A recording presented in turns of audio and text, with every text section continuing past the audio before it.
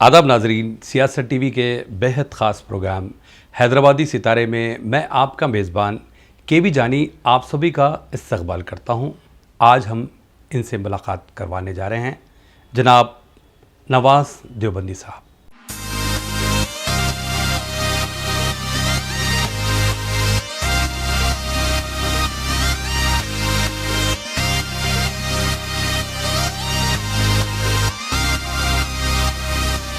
उसकी यादों से महकता है ये सारा कमरा, उसकी यादों से महकता है ये सारा कमरा, दिल के इस कमरे में गुलदान न रखा जाए। मुझे एक चीज़ याद आती है कि जदीद दौर में शायरी को कॉरपोरेट सेक्टर के तौर पर इस्तेमाल किया जा रहा है। इससे क्या शोरा हजरात को या फिर पढ़ने वालों को इसके क्या असरात नुमायां हो सकते? देखिए, एक चीज़ होती है इबादत, जिसे हिंदी वाले साधना कहते हैं। एक चीज़ होती है फैशन। आपने कुछ दिन पहले देखा होगा डिस्को शुरू हुआ था। डिस्को बिल्कुल ऐसा लगता था कि गज़ल मर जाएगी, गज़ल ख़ास तौर से गज़ल गायकी मर जाएगी। हमारी जो मौसीकी है जिसे शास्त्रीय संगीत कहते हैं ये मर जाएगी। लेकिन थोड़ा ही वक्त गुजरा है कि डिस्को ने दम तोड़ दिया, शास्त्रीय संगीत आज भी जिंदा है, गज़ल आज भी जिंदा है। मैं ये समझता हूँ ये मौसमी बुखार हैं, ये थोड़ी देर में उतर जाते हैं। जो चीज़ें इबादत के तौर पे की जाती हैं, जो चीज़ साधना के तौर पे की जाती है, उसकी उम्र बहुत बड़ी होती है, वो पायदार बहुत होती है। तो ये जो फ़न हैं ये ज़िंदा रहेंगे, चाहे लोग कॉरपोरेट के तौर पर मुशायरा करें, लेकिन गज़ल की सच्चाई, इखलास की ज़िम्मेदारी अल्लाह ताला ने ले रखी है कि इखलास को ज़िंदा रखने की ज़िम्मेदारी अल्लाह के पास है, अभी बंदों के पास नहीं। मुशायरों की दुनिया में ये सोशल मैनेजमेंट आया है। एक एक शायर के साथ 16 मतलब के लोग कैमरा लिए दौड़ रहे हैं, है ना। उससे ऐसा पता चलता है कि दलीप कुमार की शूटिंग मुशायरे ही में हो रही है। लेकिन इनकी उम्र बहुत छोटी है, ये कच्चे रंग हैं, ये पहली ही बारिश में धुल जाते हैं। लेकिन जो गज़ल के सच्चे रंग हैं वो ना बारिश में धुलते हैं, ना मौसम असरअंदाज होता है, ना उनमें नमी आती है, ना उनको कभी दीमक लगती है। और ये सच्चे रंग इखलास के रंग होते हैं। वो चाहे फ़न हो, सियासत हो, इबादत हो, तालीम हो, खिदमत हो, अगर उसकी बुनियाद में इखलास होगा तो उसकी उम्र बहुत बड़ी होगी और वो ज़िंदा रहेगा, और वो ज़िंदा है।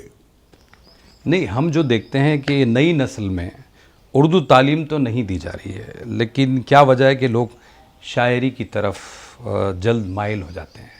उर्दू का कमाल ये है कि उर्दू में जो मकनातीसियत है ना, जो मैग्नेटिक पावर है, आप देखते होंगे ये जो सड़क के किनारे बहुत सी औरतें लोहा चुनती है ना, तो वो एक मैग्नेट लगा रखती है अपनी छड़ी में और वो ऐसे घुमाती है तो जहाँ भी लोहा होता है वो आके चिपक जाता है। उर्दू पोइट्री में मैग्नेट है और उस मैग्नेट का ताल्लुक़ हमारी रूह से भी है, हमारे दिल से भी है और हमारे दिमाग से भी है। और अगर वाक़ईतन गज़ल का मैग्नेट लगता है तो दिल भी खिंचा चला आता है, रूह भी खिंची चली आती है, दिमाग भी खिंचा चला आता है।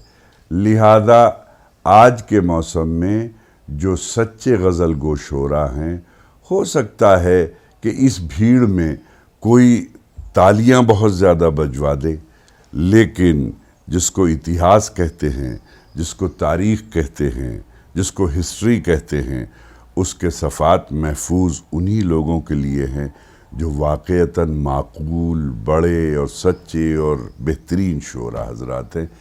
एक रात की बजी हुई तालियां ये तय नहीं करती कि शायर बड़ा है, शायरी बड़ी है या सोशल मीडिया बड़ा है।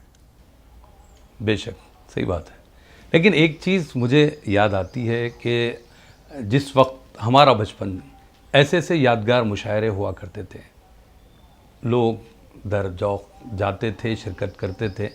ابھی مشاعروں کا رجحان بھی کم نظر آتا ہے. جس طرح آپ حیدرآباد تشریف لائے ہیں، یعنی سال میں ایک مرتبہ گاہے ماہے مشاعرے منعقد کیے جاتے ہیں. اس بنیاد پر کیا؟ دیکھیے، ہندوستان دنیا کا سب سے عظیم ملک ہے ہر اعتبار سے، فنون لطیفہ کے اعتبار سے اور مشاعروں کے اعتبار سے بھی بڑا زرخیز ہے. تھوڑا سا مشاعرے کم ہوئے ہیں. آج بھی کم ہونے کے باوجود بھی روزانہ ہندوستان میں 10 بڑے مشاعرے ہوتے ہیں جانی صاحب. 10 بڑے مشاعرے، 20 مشاعرے میڈیم کلاس ہوتے ہیں، 30-40 مشاعرے سی کلاس ہوتے ہیں. تو یعنی کہ حیدرآباد میں سال بھر میں 4 مشاعرے ہونے کا مطلب یہ نہیں ہے کہ ہندوستان میں مشاعرے ختم ہو گئے. نہیں میں تو یہ تو نہیں کہہ رہا. مشاعرے بدستور جاری اور ساری ہیں، اور مشاعرے آج بھی اسی طرح سنے جا رہے ہیں اور سنے جاتے رہیں گے. یہ ضرور ہے کہ تھوڑی سی حالات نے کروٹ لی ہے اردو. مگر ایک بات اور بتاتا ہوں، اردو سننے کا رواج چاہے کم ہو گیا ہو، لیکن اردو ہندی میں پڑھنے کا رواج بہت زیادہ ہوا ہے. ہماری اردو کی جو مجموعہ کلام ہے وہ 5 سال میں ایک ایڈیشن بکتا ہے، اور وہی اگر ہم ہندی رسم الخط میں یعنی کہ دیوناگری میں وہ کتاب چھاپ دیتے ہیں، وہ 6 مہینے میں پورا ایڈیشن ختم ہو جاتا ہے. تو غزل کی مقبولیت اور زبان کی مقبولیت میں تو اضافہ ہوا ہے، رسم الخط کو البتہ نقصان ہوا ہے. مشاعرے میں بھیڑ کم نہیں ہوئی ہے، لیکن مشاعرے میں وہ بھیڑ موجود ہوتی ہے جو کلام کو ہندی کی کتاب کے ذریعے سے پڑھتی ہے. تو یہ بھی ایک خوشائند بات ہے. اب ہماری ذمہ داری ہے شعراء حضرات کی کہ ہم ایسی زبان کا استعمال کریں جو ہندوستانی زبان ہو. بہت زیادہ مشکل الفاظ اور ثقیل الفاظ کا استعمال کر کے اردو یعنی کہ ہندی والوں کو، غیر اردو داں حضرات کو اپنے قریب بلانے کی ضرورت ہے. اور قریب اسی طرح بلایا جا سکتا ہے کہ ہم آسان لفظوں میں غزل کی زبان میں بات کریں تو لوگ بہت. اردو غزل کا کمال یہ ہے، اردو زبان کا کمال یہ ہے کہ آپ گھٹیا سے گھٹیا آدمی سے، غیر اردو داں سے تھوڑی دیر اردو میں بات کر لیجئے. جس وقت وہ مجلس ختم کرتا ہے ہاتھ پکڑ کے کہتا ہے بھائی نواز صاحب اردو کا جواب نہیں ہے، اردو کی مٹھاس کا جواب نہیں ہے. تو اس لیے اردو غزل پہلے بھی زندہ تھی، آج بھی زندہ ہے اور کل بھی زندہ رہے گی. بے شک. اس انٹرویو کے دوران مجھے ایک چیز یاد آتی ہے کہ آپ سے گزارش ہے کہ کوئی ایک آپ کا کلام جو ہمارے ناظرین کے لیے ہے. اب میں عرض کرتا ہوں، ملاحظہ فرمائیں. کہتا ہوں کہ وہاں کیسے کوئی دیا جلے، وہاں کیسے کوئی دیا جلے جہاں دور تک بھی ہوا نہ ہو. کیا بات. وہاں کیسے کوئی دیا جلے جہاں دور تک بھی ہوا نہ ہو. انہیں حال دل نہ سنائیے جنہیں درد دل کا پتہ نہ ہو. کیا بات ہے. انہیں حال دل نہ سنائیے جنہیں درد دل کا پتہ نہ ہو. نہ ہوا کا، نہ دیے کا ہے نہ ہوا کا ہے، یہاں جو بھی کچھ ہے خدا کا ہے. نہ دیے کا ہے نہ ہوا کا ہے، یہاں جو بھی کچھ ہے خدا کا ہے. یہاں ایسا کوئی دیا نہیں جو جلا ہو اور وہ بجھا نہ ہو. کیا بات ہے. یہاں ایسا کوئی دیا نہیں جو جلا ہو اور وہ بجھا نہ ہو. 4 مصرے اور حاضر کرتا ہوں کہ ہوں ایک جگنو دیا نہیں ہوں، ہوں ایک جگنو دیا نہیں ہوں، میں آندھیوں سے بجھا نہیں ہوں. ہوں ایک جگنو دیا نہیں ہوں. مجھے ایک شعر یاد آیا اپنا بہت پرانا، وہ سناتا ہوں. کہ ہوتا یہ ہے کہ لوگ زندگی میں قدر و منزلت سے بہت بے نیاز رہتے ہیں. جب کوئی آدمی دنیا سے رخصت ہوتا ہے پھر کہتے ہیں یار آدمی بہت اچھا تھا. تو پتہ نہیں کیا بات، یا تو اس کا انتظار کرتے ہیں کہ یہ دنیا سے رخصت ہو تو ہم اس کے بارے میں کچھ اچھے کلمات کہیں. تو میرا شعر ہے کہ ایک جگنو بھی دیوں کے ساتھ روشن تھا مگر، ایک جگنو بھی دیوں کے ساتھ روشن تھا مگر، جب اندھیرا ہو گیا تب لوگ پہچانے اسے. جب اندھیرا ہو گیا तब लोग पहचाने उसे। तो मैं शेर सुना रहा था कि हूँ एक जुगनू दिया नहीं हूँ एक जुगनू दिया नहीं हूँ, मैं आंधियों से बुझा नहीं हूँ। चौथी लाइन देखें कि हूँ एक जुगनू दिया नहीं हूँ, मैं आंधियों से बुझा नहीं हूँ। बुरा कहो और बुरा न मानूं, बुरा कहो और बुरा न मानूं, मैं आदमी हूँ खुदा नहीं हूँ। बस एक शेर सुना के बाद ख़त्म करता हूँ। कहता हूँ जो घुटने मोड़कर सोने की आदत डाल लेते हैं, जो घुटने मोड़कर सोने की आदत डाल लेते हैं, उन्हें फिर जिंदगी में कोई चादर कम नहीं पड़ती, उन्हें फिर जिंदगी में कोई चादर कम नहीं पड़ती। बहुत बहुत शुक्रिया आपकी मोहब्बत का, इनायत का, नवाजिश का, और तमाम देखने वाले और सुनने वालों।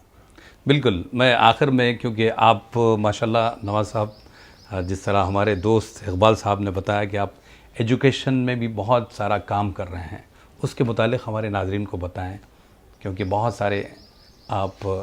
असल में तालीम से मुझे शगफ़ बचपन से है, पढ़ने का रहा, फिर पढ़ाने का हो गया। और मेरा मानना यह है कि दुनिया की कौमों की तरक्की और उरूज की ज़वाल की कहानी सब कुछ तालीम के इर्द गिर्द घूमती है। तालीम याफ्ता कौमें ही तरक्की कर सकती हैं। तरक्की का जीना तालीम से ही होकर के गुज़रता है। किसी भी कौम की तारीख़ पढ़ के देखिए, किसी भी मुआशरे, समाज और मुल्क की तारीख़ पढ़ के देखिए, जो लोग तालीम याफ्ता रहे हैं उन्होंने ही तरक्की की है। मुझे भी ये एहसास हुआ, मैंने भी इस फील्ड में छोटा मोटा सा काम किया है, मगर थोड़ी सी नुदरत ये पैदा की। एक तो ये कि शोरा बिरादरी में अल्लाह ने मुझे ये इम्तियाज़ दिया कि शायरी तो सभी करते हैं, मगर माशाल्लाह मैंने तालीम के मैदान का इंतखाब किया, तो इससे ज़रा सा एक इम्तियाज़ हासिल हुआ जैसा लोग कहते हैं। और एक उसमें नया इम्तियाज़ मैंने ये किया कि मैंने तालीम में भी बेटियों की तालीम को तरजीह दी है। मेरा मानना ये है कि मुआशरे और समाज में कोई अगर बड़ी तरक्की होगी तो वो बेटियों की तालीम से आएगी, चूँकि सबसे शॉर्टेस्ट रूट है। आने वाली नस्लों को अगर तालीम याफ्ता बनाना है तो हमें अपनी बेटियों को पढ़ाना पड़ेगा। माएँ पढ़ी लिखी होंगी तो हमारे बेटे और बेटियां खुद ब खुद तालीम याफ्ता होंगे। और तालीम के बग़ैर, आप तो आज के हालात देख रहे हैं, बग़ैर तालीम के दुनिया की जंग भी नहीं लड़ी जा सकती। क्या बात। आज कोई भी मुहाज हो, अगर आप उस मुहाज पे कामयाब होना चाहते हैं तो आपको तालीम याफ्ता ज़रूर होना पड़ेगा।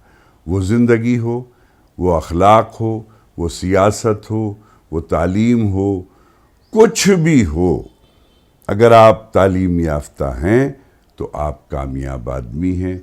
ये दुनिया नंबर 1 के लोगों की दुनिया है, और नंबर 1 के लोग वही हैं जो तालीम याफ्ता हैं। लिहाजा मैं अपने बेटे और बेटियों से यही गुजारिश करूँगा, नंबर 1 के बन जाइए। 24 कैरेट का सोना बन जाओगे, कीमत खुद लगने लगेगी, तुम्हें लोग ढूंढते फिरेंगे, तुम्हारी कीमत आपकी मर्ज़ी के एतबार से अदा की जाएगी। इसलिए मेरी बेटियों, मेरे बेटों, सोना बनो, और सोना भी 24 कैरेट का बनो, 24 कैरेट का। ये दुनिया 24 कैरेट के सोने की कीमत बाज़ार में पूछ कर नहीं देती, भाव ताव करके नहीं देती, बल्कि दुकानदार की मर्ज़ी के मुताबिक देती है। अगर अपने आप को बाज़ार की मंडी में लाना चाहते हो, मुनफरिद बनाना चाहते हो, 24 कैरेट बनाना चाहते हो, अपनी कीमत लेना चाहते हो, तो बन जाओ 24 कैरेट। और 24 कैरेट बनने के लिए तालीम ही एक रास्ता है। सिर्फ तालीम, सिर्फ तालीम और सिर्फ तालीम। कि एक आंखों के पास है, एक आंखों से दूर, बेटा हीरा होता है और बेटी को है। नवाज साहब, उर्दू के हवाले से چونکہ ہم سیاست ٹی وی کے اس پروگرام میں آپ کو مدعو کیا ہے، تو اردو کے حوالے سے ادارے سیاست نے اپنے 75 سال مکمل کیے ہیں، ایسے میں اردو قارئین کے لیے آپ کی کیا تمنائیں ہیں، اس پیغام کے ذریعے آپ بتائیں۔ بہرحال پہلے تو سیاست کو اتنی لمبی عمر گزارنے پر بہت مبارکباد، چونکہ موجودہ زمانے میں تو عمریں ہی کم ہونے لگی ہیں، انسانوں کی عمریں کم ہو رہی ہیں، اخبار کی تو الگ بات ہے، اخبار تو تھوڑے دن نکلتا ہے پھر بند ہو جاتا ہے، تو اگر کوئی اخبار اس عمر کو پہنچ رہا ہے تو اس کا مطلب یہی کہ جیسے میں آپ سے کہہ رہا تھا کہ اس اخبار کی بنیاد میں کوئی نہ کوئی ایسا مخلص روح مدفون ہے جس کی بنیاد پر ایک اخبار کی عمر 75 سال ہو جائے، تو یہ ایک بڑی بات ہے۔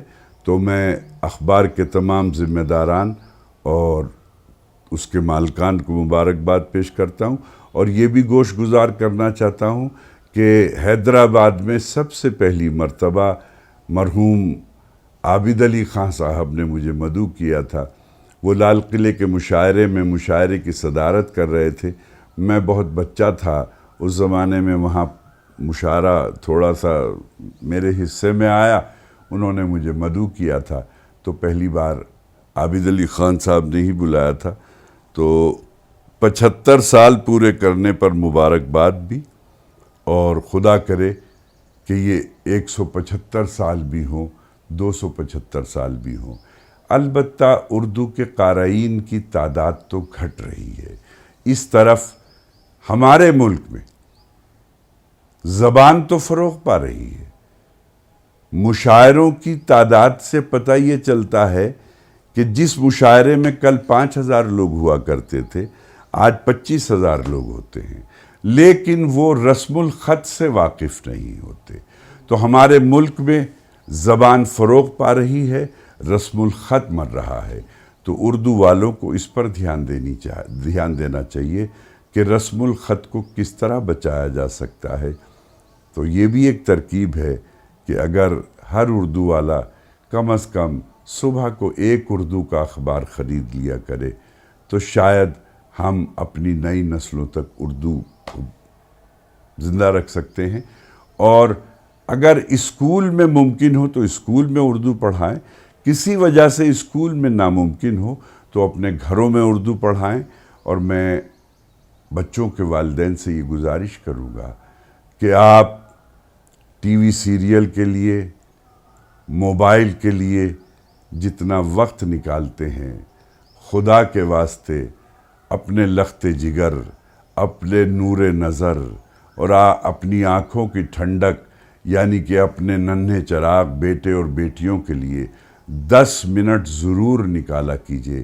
یہ جو 10 منٹ آپ کے یہاں زانو پہ، یہاں آپ کی بازو پہ لیٹ کر آپ کی بیٹی اور بیٹا یہ جو اسپرش ہے نا، یہ جو ٹچنگ ہے، یہ جو ماں باپ سر پہ ہاتھ رکھ دیتے ہیں، یہ کنیکٹیویٹی ہے نا، یہاں سے کرنٹ آتا ہے، تو یہ جو کنیکٹیویٹی ہے یہاں بازو پہ لیٹ کے جو بچے اور بچیاں اپنے ماں باپ سے بات کرتے ہیں، تو اس میں جو زبان سیکھی جاتی ہے، جو تہذیب، جو کلچر، جو تمدن، جو اخلاق سیکھے جاتے ہیں، وہ ساری زندگی یاد رہتے ہیں۔ تو اپنے بچوں کے لیے 10 منٹ ضرور نکالا کیجئے، اردو کی لفظیات بتایا کیجئے، ماں باپ کے ساتھ بیٹھنے کے آداب بتایا کیجئے، کھانے پینے کا طریقہ اور سلیقہ بتایا کیجئے، زندگی جینے کا شعور سکھایا کیجئے۔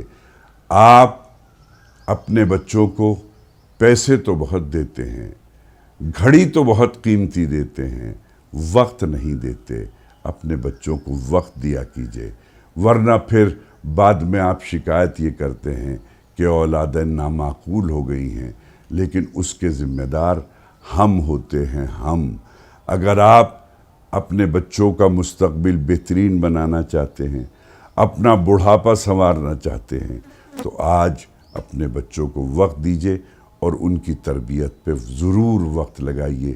انشاءاللہ یہ کل کے بہترین معمار بنیں گے، بہترین انسان بنیں گے، بہترین ہندوستانی بنیں گے، بہترین بیٹا اور بیٹی بنیں گے، بہترین بہو اور داماد بنیں گے، بہترین ساس اور سسر بنیں گے، اور یہ سب چیزیں اگر بن جائیں تو ہمارا گھر، ہمارا محلہ، ہمارا پڑوس، ہمارا اسٹیٹ اور ہمارا ملک یعنی کہ ہندوستان، یہ سب جنت بن جائے گا، جنت جسے ہندی والے سورگ کہتے ہیں۔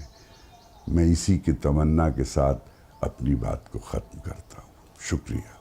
نواز صاحب آپ کا بہت بہت شکریہ، آپ نے وقت دیا اور بہت ہی اچھی اچھی باتیں ہم سے کی۔ تھینک یو، بہت بہت شکریہ۔